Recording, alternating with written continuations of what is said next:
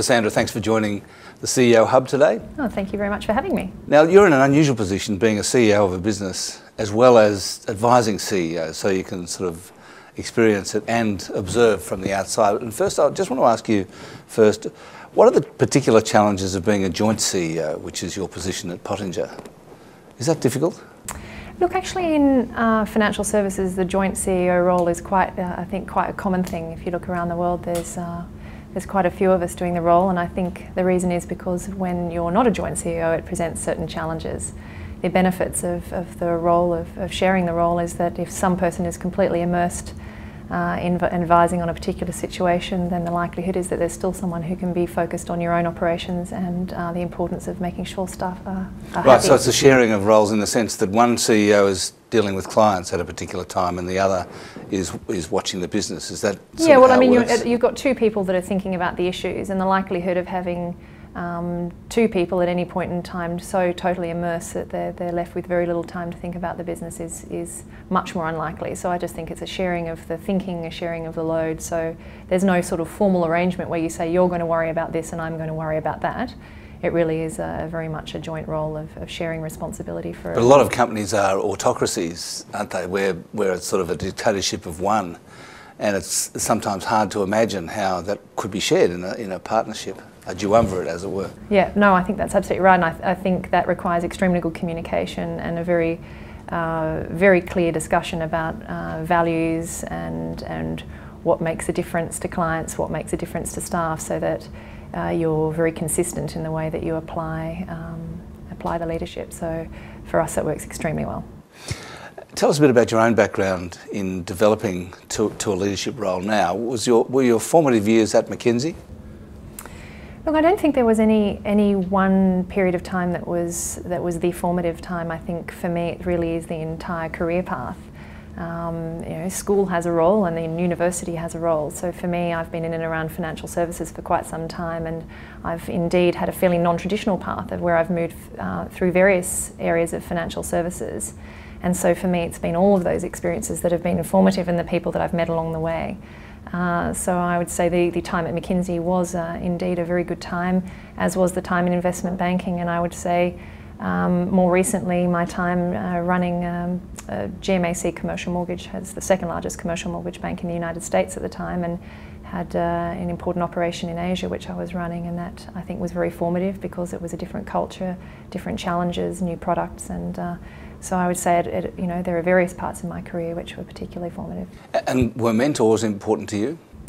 Look, I think mentors are incredibly important, and/or role models, depending on what you're looking at. And indeed, something I was saying at the International Women's Day recently was that I think to have your own personal advisory board or some such thing, I wouldn't tell people that they're on it because you don't want to have to warn them about their term or that their term's up. But I think it's a really great thing to have different people that you can search and look for rather than having one in particular. And as you move through your career, you have different needs and different challenges. It's an interesting concept, a personal advisory board. How many would you say is an optimum number? Look, it depends. Again, for me, it's that people need to be able to roll off, and you need to be able to refresh the panel. So I would say half a dozen is probably. I think you need to be able to have a meaningful number that you and they have the energy to meet up and discuss the meaningful issues. And I presume you don't have them all together. No, and none of them know about each other. No, that's really important. No, so I think it's a really very informal. You don't want to get to a point where people think, oh God, it's been 8 weeks, I need to meet with Cassandra. You really want to be able to ring them when and only if you really feel you have something of importance or substance to request, and that way people are very willing to give their time. Well, okay, so it's not a sort of a formal thing, but typically how often would you try to meet with people like that? Would it be like once a month? Yeah, I would say. I mean, I don't have it. Again, it's not a formal routine for me. It's really something where I know that if I've got a particular question or something that I want, an idea that I want a sounding board for, that I know that at any point in time there are some people for whom those issues are the most important, and so I would naturally call them. So really, it depends. There's no, again, for me, it's really important that I'm not stifled by having to have a time to it. So maybe it is once a month on average, but there is certainly no time limit. So as you travel around advising companies and talking to CEOs, what do you think are the characteristics of really good CEOs? CEOs need to be approachable. I think they need to have time to listen.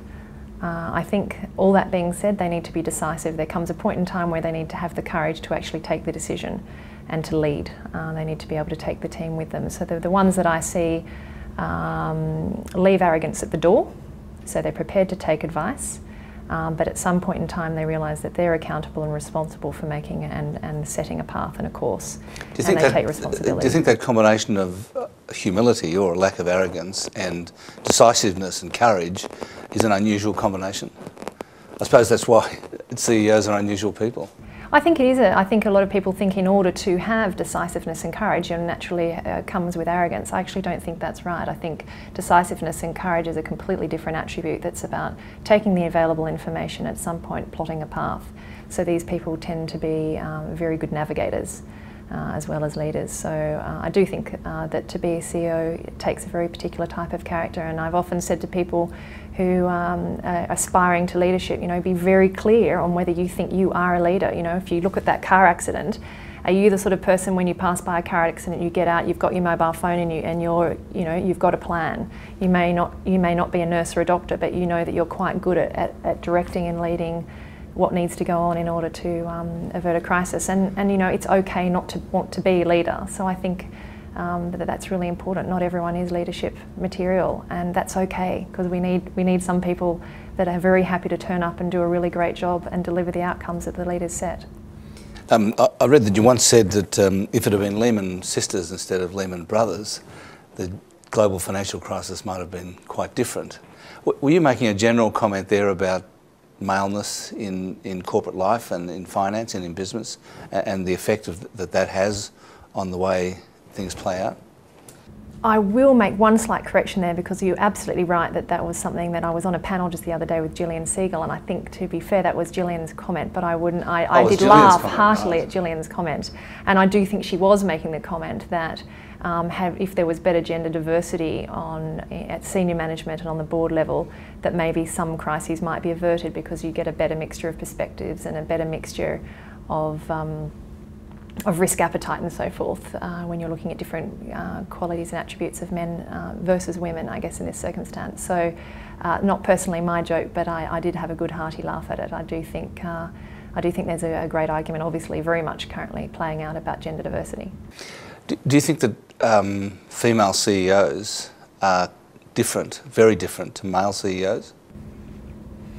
Look, frankly, there are not very many of them, so I don't really have a wonderful wonderful sample. If you were looking at it from a sample perspective, you'd say you don't have a very good reliable set. But I would say from the ones that I know, the style does tend to be a little bit different. I think there's a little bit more that tends to be up front in the listening department.